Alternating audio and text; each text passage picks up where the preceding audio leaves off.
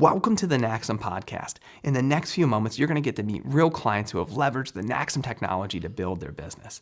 If you're looking for more information about NaXum itself, go to www.naxum.com, or if you want to view our most recent studies, go to www.naxumtour.com and take a look there. All right, let's go meet our guest.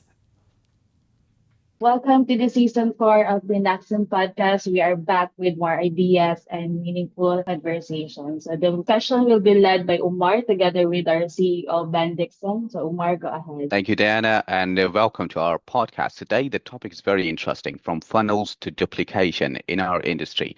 So, Ben, in 2025, the industry was obsessed with AI, automation, and dashboards, but many complained, but many companies, still saw revenue decline. From what we saw working, clients, why wasn't the more data enough to move the needle? I think that a lot of times we get fascinated, it's such a good question, Umair, with new technology, new ways to do things. And if we don't present it in a digestible, bite-sized way to our sellers, the actual promoters that are out there in the marketplace, it can just feel overwhelming to them. So there's how you shape the experience of what it feels like, both in person and online, to gather a retail customer or enroll a new promoter or share the story is critical. And the thing that you and I saw again and again and again, and I think that a lot of people can realize, is that people were trying so many new things for the end seller, it got confusing. Maybe now there's 6 different ways to promote online, or there's 4 different things in person, or there's all these extra events you're expected to do or not. And so I think the challenge for people who are thinking about how to implement new technology again and again always comes back to the execution of the experience for the new member, and what is that truly going to feel like for the new member. True, that is absolutely true. However, coming into 2026 trends report, we talked about eliminating complexity and reinforcing just 2 duplicatable parts for presenting the business. Why is simplifying, to in-person presenting and daily webinar blitzing such a game changer for duplication? Basics to cover that we did cover in the report, and I love the question, is that the traction we saw in direct sales companies that were winning and getting stuff done was that they went back and just had 2 different ways to do the recruitment part of the business. Retailing product, there's of course sampling and all sorts of other things you can do depending on what type of product or service you're marketing. But what we saw was that the companies, when it came to presenting the business opportunity, the ones that were winning the most had wheeled back in the processes to say, here's the way we do it in person. So when we're physically together online, this is what we do in person with others. And then here's what we do online. They've defined just one path. And the most popular of online has been this idea of doing a daily business opportunity webinar where you're tracking who invited who. That's the key distinction that's in the report. So for those of you that are executives checking out the show and watching the replay online, the thought is that it's not just enough to do live events online on Zoom or YouTube Live, but you want to do it within a system. NaXum's an option for you where we track who got who to the live stream so that you and the top leaders can close on behalf of the people who are the guest. And that's the simple, basic part of, real authentic community that gets together every day at 9 p.m. Eastern and share the story and present testimonies and invite people to get started below. That's worked really well in our world. Yeah, we've seen that working a lot, a lot of companies in 2025. Also, you've coined the term funnel soup to describe what's happening in a lot of sales organizations today. What does funnel soup actually look like in the field? And how does it quietly kill duplication and momentum? That actually came out of a discussion we had as a team with Diana too. I love that, Diana. I don't want to take all the credit for funnel soup. Diana, that was a good one that you come when you're looking at what's going on for customers. And the whole idea of funnel soup is like, in soup, there's all kinds of different pieces floating in your soup. Many times you have a vegetable soup, right?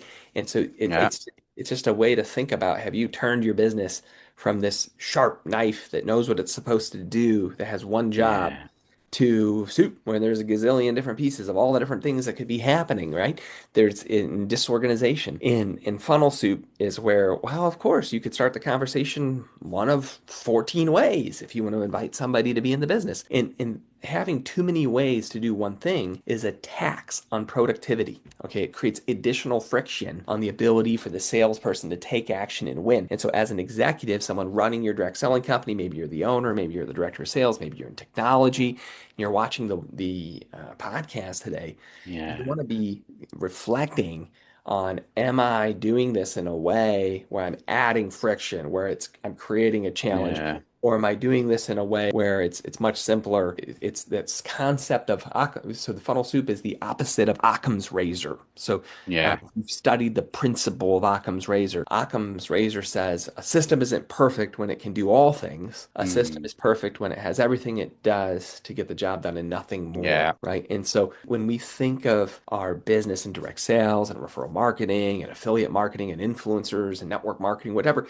brand or flavor of Yeah. referral marketing you're embracing in your culture, you want to ask the question, am I following the principles of Yeah. Occam's razor as I do this? Am I putting in what needs to be put in and nothing more so that it's as simple as possible to get the job done and I'm not creating something that adds friction to the process? Yeah. So that's really what we dug apart in the article. And we could put that article to Funnel Soup in the show notes as well for those of you that want to read deeper. And Yeah. for the report that Umair referenced from the DSEF, if you guys haven't read, that's an amazing PDF. It's a really good tool just to share with your team is that walks through that is available on NaXum.com in the top banner that we've linked it to make it easy there for the 2026 trends Yes, report. absolutely. So Ben, and one of the biggest ways we talked about the breakthroughs we are seeing in the daily replicating webinar blitz, especially when it paired with the proper attribution.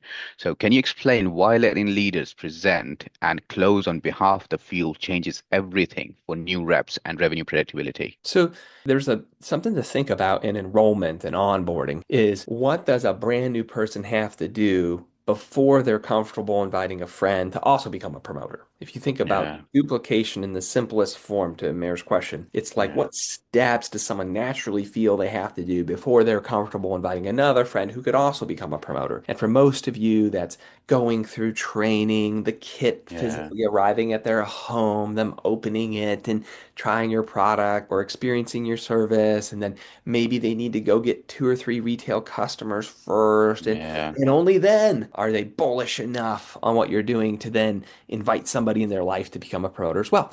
Now, there's data that Umair and I got last year from Neora, it used to be called Nerium, the large yeah, skincare company out of Texas. Dave Fleming, who works with the Olson family there, was one of their executives, shared on a call that out of all Neora's data, they found out that if you could get someone just $1 in their first 14 days of being involved in it, yeah, they were 27 times, that's 2,700% more likely to still be on the team actively yeah, doing the work a year later. And so the part of Mare and I have share in the report and what you guys can see, and this isn't rocket science, but I'm sure you get this, is if they can just recruit one person in that first week, yeah, right, they are way more likely to be with you in a year. And so why having this schedule of live streams that are happening every day with your top leaders presenting and closing and doing it daily, every day, not twice a month, not once a week, is because when someone new enrolls, the sponsor's conversation, the person who enrolled them with them, changes completely. I'll just walk you through it. So if Umair signed me up in your business, Umair's going to say, yeah, Ben, you joined at the best time. Like, man, you are really lucky. You joined at a really good time because yeah, we're actually yeah, doing three events over the next 3 days. We're doing one tonight and then one tomorrow and one the day after. Is there anyone in your life who you think would want to see the same webinar you saw to see if our business is a fit for them? It takes away me waiting on, did my product arrive yet? yeah, Did I get two retail customers? Did I finish the training modules? All these things for me to have trust enough to present this business opportunity to somebody else. And it's more about, oh, this is exciting. We're all growing really fast and we got these webinars happening. And oh, let me who can Umair help me invite to tonight's yeah, webinar? And that shortcuts duplication, gang, where you still have yeah, to do the development things. You still need people to go through training. You still need them to get their kit. You still need them to get a yes, retail customer. I'm not saying none of that needs to happen. It all still happens, but they're willing to invite a friend to also take a look earlier in the process. yeah. That's the little part that if you get that, can be really big for your business. Absolutely. Thank you very much. That's all the questions we have for today, so Ben. And if you wanted to join us or if you wanted to see the report, go to naxum.com. We have the Trends Report 2026 published. You can download the copy for yourself. And I'll see you again. Thank you. And one of the invitations I'd have for those of you even on the podcast today, Umair and I are more than happy. Find a time on Zoom to connect with you. If Yeah. you're a direct selling executive, referral marketing executive, flip down to the contact us page, book a time directly on our calendar, and we'll meet with you to walk through the report together.